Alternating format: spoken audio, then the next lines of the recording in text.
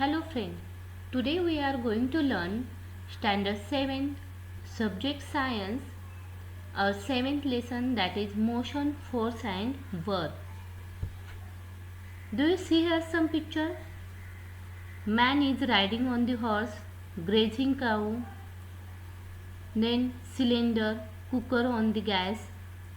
In all that pictures work is done. या सगळ्या पिक्चर्समध्ये काहीतरी वर्क होत आहे. Then what is work? First let see what is motion. What is meant by motion? Motion म्हणजे काय? तर मोशन म्हणजे गती. And what causes a change in motions? मोशनमध्ये बदल होण्याची कारणे कोणती? We have seen that change occurs in the motions or shape of body when a force act on it. ज्यावेळेस फोर्स ॲक्ट केला जातो एखाद्या बॉडीवर त्यावेळेस ती बॉडी तिचा शेप बदलतो किंवा ती मूव्ह होते किंवा तिची डायरेक्शन चेंज होते. यालाच आपण काय म्हणतो? तर वर्क झालं असं आपण म्हणतो. Now let see how work is done when a force act and without force work cannot be done. जर एखादं पुस्तक आपण टेबलवर ठेवलं आणि आपण जर त्यावर कोणताही फोर्स ॲक्ट केला नाही तर ते पुस्तक जागचं हलतं का? बिलकुल हलत नाही. याचाच अर्थ काय? कोणतंही वर्क होण्यासाठी किंवा कोणतीही नॉन मुव्हिंग बॉडी मूव्ह होण्यासाठी त्यावर फोर्स ॲप्लाय करणं गरजेचं असतं. Let see distance and displacement. What is the distance and what is the displacement? Distance म्हणजे अंतर अँड डिस्प्लेसमेंट म्हणजे त्वरण. You can see here figure. The Ranjit house is at place A. The figure alongside show the distance traversed by Ranjit to reach his school at D. If we do not take directions into account, we find that Ranjit traversed a distance equals to AB plus BC plus CD. However, on doing this, his displacement was equal to AD. जर रणजितचं घर point एच्या ठिकाणी असेल आणि त्याला जर D ठिकाणी असलेल्या स्कूलमध्ये जायचं असेल आणि तो जर ए बी सी डी या रूटने जात असेल तर A B plus B C plus C D हे जे आहे हे काय आहे? डिस्टन्स आहे जे त्याला स्कूलपर्यंत जाण्यासाठी तेवढं अंतर कापावं लागतं. आणि A to D that is minimum distance which we call displacement. आणि ए पासून डी पर्यंतचे जे डायरेक्ट अंतर आहे त्याला आपण काय म्हणतो? डिस्प्लेसमेंट म्हणतो.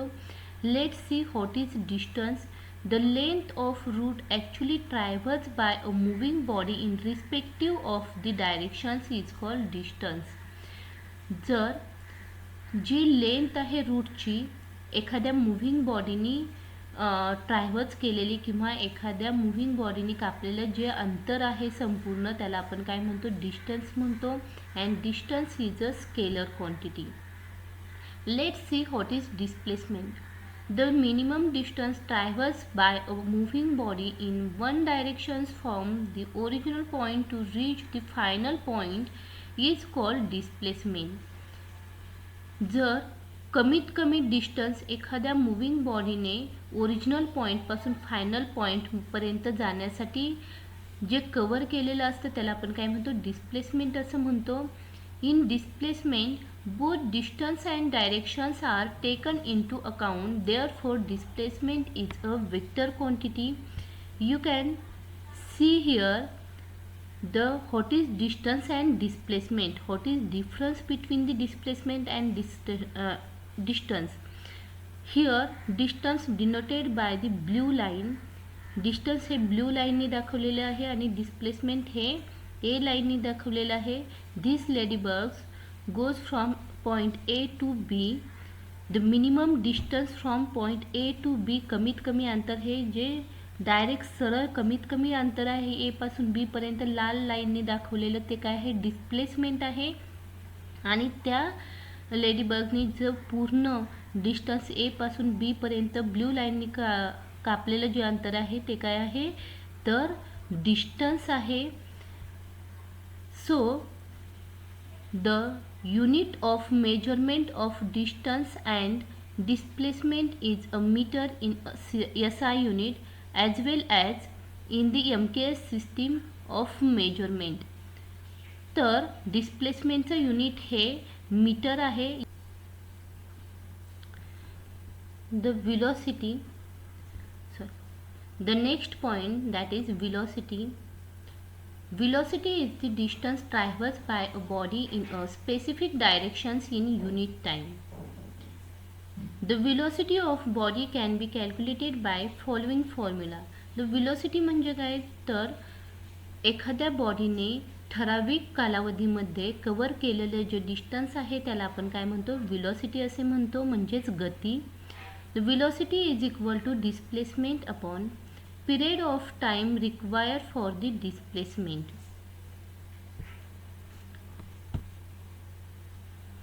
Then you can see here one table that is on the page number 47 in textbook.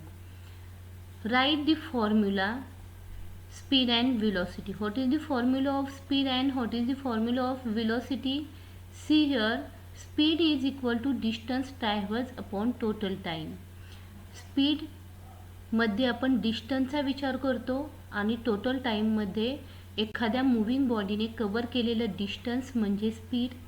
Velocity is equal to displacement upon period of time required for the displacement.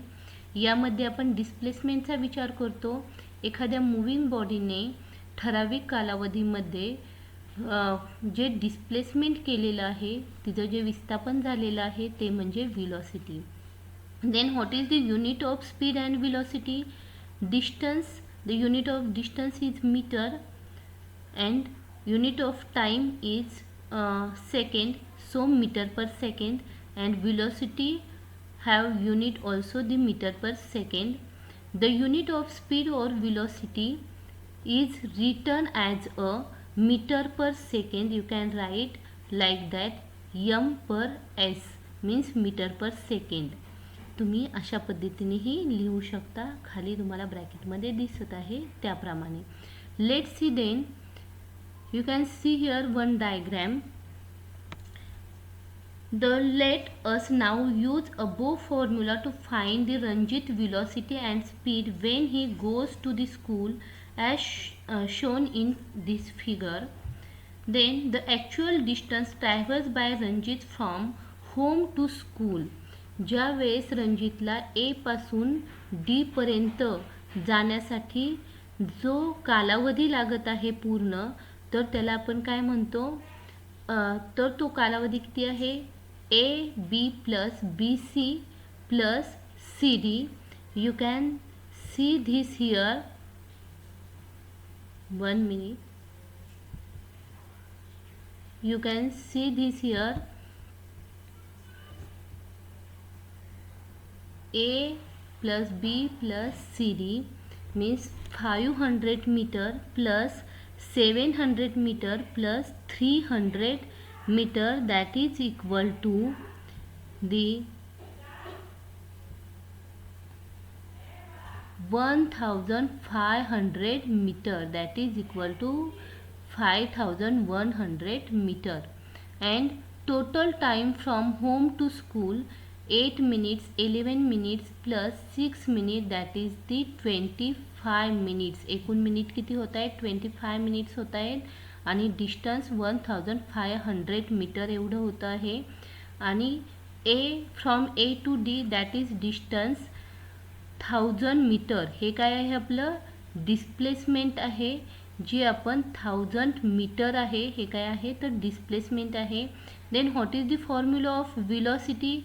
Velocity is equal to displacement upon time. या ठिकाणी आपण डिस्प्लेसमेंटचा विचार करणार आहोत.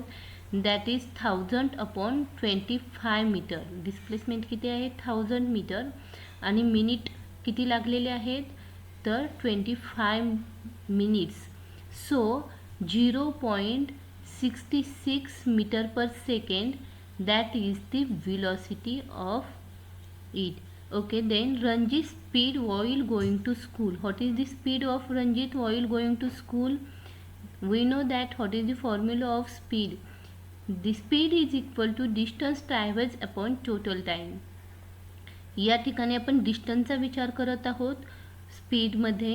तर distance किती आहे जे आपण A plus B plus C A B plus B C plus C D असं काउंट केलेलं आहे आणि ते किती आहे 1500 मीटर्स. सो 1500 metres upon 25 minute is equal to 1 metre per second. That is our speed. Speed किती आहे मग आपला, तर 1 मीटर पर सेकंड हा काय आहे आपला स्पीड आहे. Then average velocity and the instantaneous velocity. Next point, what is the average velocity and what is the instantaneous velocity.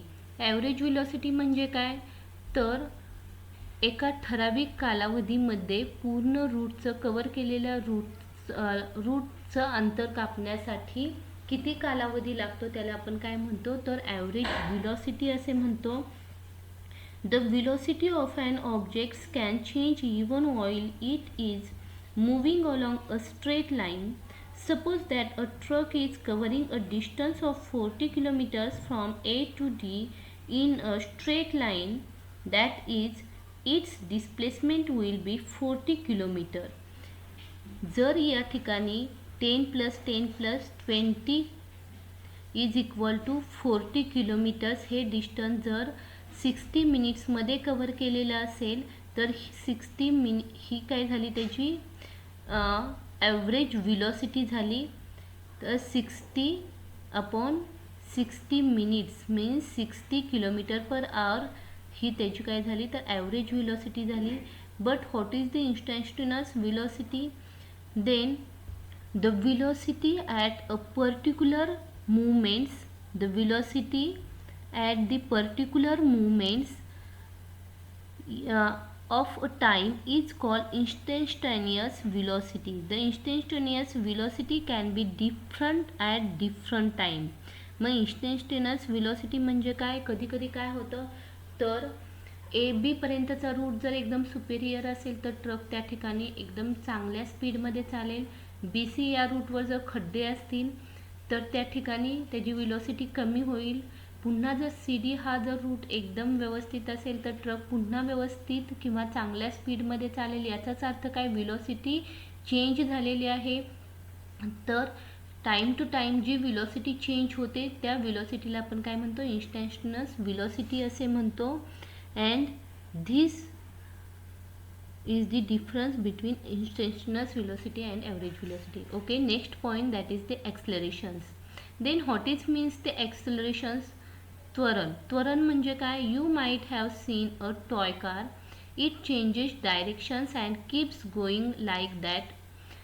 पहा या ठिकाणी कार दिसत आहे. ते कार ज्यावेळेस साईडला धडकते तर तिची डायरेक्शन चेंज होते. ज्यावेळेस डायरेक्शन चेंज होते त्याच वेळेस तिची व्हेलॉसिटी ही चेंज होत असते आणि डायरेक्शन चेंज झाल्यामुळे व्हेलॉसिटीमध्ये जो चेंज होतो त्यालाच आपण काय म्हणतो तर ॲक्सलरेशन असं म्हणतो. You might see there the football player changing football directions by kicking it when its direction change. The velocity of ball changes, that is to say and accelerations takes place. The interactions that brings about is called force. Accelerations कधी होतं तर ज्यावेळेस velocity मध्ये बदल होतो, त्याची direction change झाल्यामुळे त्याला आपण काय म्हणतो ॲक्सलरेशन म्हणतो. Accelerations is a vector quantity. Then what is the formula of accelerations. Accelerations is equal to change in velocity upon time taken for change. Next point, force and accelerations. What is the relations between the force and accelerations? Here let's take example of carom. The velocity of the coin decreases due to the force of frictions and the coin stops. ज्यावेळेस आपण coins किंवा strike hits करतो त्यावेळेस त्याच्यामध्ये म्हणजे सरफेसमध्ये आणि कॉइन्समध्ये friction होतं आणि थोड्या वेळाने कॉइन्स काय होतं स्टॉप होतं. If the frictions between carrom board and the coins is reduce, the coin keep moving for a longer time. आपण जर कॅरमवर पावडर स्प्रेड केली तर त्याच्यामधलं जे फ्रिक्शन आहे, फ्रिक्शन म्हणजे काय घर्षण, घर्षण हे कमी होतं आणि त्यामुळे कॉईन ही दीर्घकाळ त्या कॅरमवर फिरत राहते. याचाच अर्थ काय, फ्रिक्शन जर कमी असेल तर गती वाढते आणि फ्रिक्शन जास्त असेल तर स्पीड किंवा गती कमी होते. It would means that if no force of frictions is acting on the moving body it will keep on moving with constant velocity. याचाच अर्थ जर एखाद्या बॉडीवर कोणतंही फ्रिक्शन फोर्स ॲक्ट होत नसेल, कोणतंही फ्रिक्शन घडत नसेल, तर ती मूव्हिंग बॉडी तशीच कॉन्स्टंट किंवा स्थिर जी व्हेलॉसिटीमध्ये ती मूव्ह होत असते त्याच व्हेलॉसिटीमध्ये ती मूव्ह होत राहते. The scientist sir Isaac Newton was the first to study force and the resulting accelerations. Newton's first law of motion. If no force is acting on a body, its velocity does not change. That is, the body does not accelerate. In other words, if body is stationary, it will remain stationary. एखाद्या बॉडीवर कोणताही force जर act केला नाही तर तिची velocity ही change होत नाही. म्हणजेच काय, जर तिचं ॲक्सलरेशन ही चेंज होत नाही.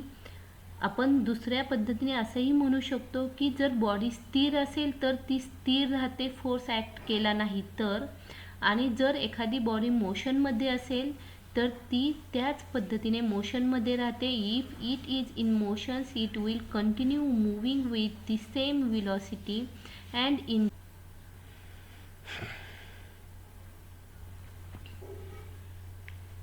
We know that The ability to do work is called energy. Energy म्हणजे काय, तर काम करण्याची कॅपॅसिटी म्हणजेच energy. Then what is relations between force, displacement and work? See here, when we applied force, the object get moved, it get displaced. That means on applying force, body get displaced. And then we said to be work is done. That means work is equal to force into displacement. Force, displacement and work. In the figure alongside the string attached to the wooden blocks and table, it pass over a pulley. And here, which force is being applied? How can the force be increases. या ठिकाणी कोणता force applied केलेला आहे, तर weight जे आहे ते force आहे. आपण जर आणखी वेट इन्क्रीज केलं तर काय होतं, तो वुडन ब्लॉक पुढे पुढे जातो. म्हणजेच काय, तर वुडन ब्लॉकचं डिस्प्लेसमेंट होतं आणि वेट काय आहे त्यावर अप्लाय केलेला फोर्स आहे. याचाच अर्थ काय, ज्यावेळेस आपण फोर्स अप्लाइड करतो त्यावेळेस वुडन ब्लॉकचं डिस्प्लेसमेंट होतं म्हणजेच वर्क घडतं. If the block move forward, we can say that it has been displaced. Due to the displacement, we say that the force has done some work. Can we measure this work? We know that work done depends on the force and displacement. Then the formula of work, that is work done by the force, is equal to force applied to the body into displacement of body that take place in the directions of force. काय formula आहे मग, work which denoted by W. Work आपण कशाने दाखवतो, W या अल्फाबेट्सने. Force आपण F या अल्फाबेट्सने दाखवतो आणि डिस्प्लेसमेंट आपण एस या अल्फाबेट्सने डिनोट करतो. Then work is equal to F into S, म्हणजेच work is equal to force into displacement. In SI system the unit of work is joule, while the unit of force is newton. SI सिस्टीममध्ये वर्कचं unit joule आहे, फोर्सचं unit Newton आहे, जे आपण N या अल्फाबेट्सने denote करतो. We know that the unit of displacement, that is the meter, which we denoted by the m. And in CGS system the unit of work is erg. आणि CGS मध्ये वर्कचं unit हे erg आहे. If the force of 1 Newton parallel to the surface of the table is applied to wooden block on a table and the block is displaced by 1 meter, then it can be said that the force has done 1 joule of work. जर 1 Newton force applied केल्यानंतर एखाद्या बॉडीचं displacement 1 metre होत असेल तर त्या ठिकाणी 1 joule work झालं किंवा वर्क घडलं असं आपण म्हणतो. The displacement is in the directions of force आणि डिस्प्लेसमेंट हे फोर्सच्या डायरेक्शननी घडत असतं. So with this we finish our this lesson.